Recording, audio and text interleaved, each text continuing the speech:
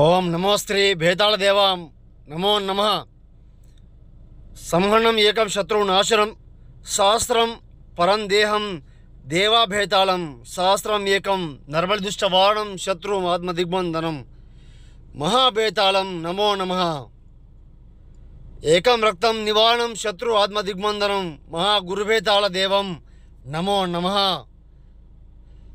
అందరికి నమస్కారాలమ్మా. భేతాళ మంత్రం శబ్దనీలకంఠం సృష్టి ఏక వారణం శత్రు ఆత్మ దిగ్బంధనం మరణ తాండవం వికృతం.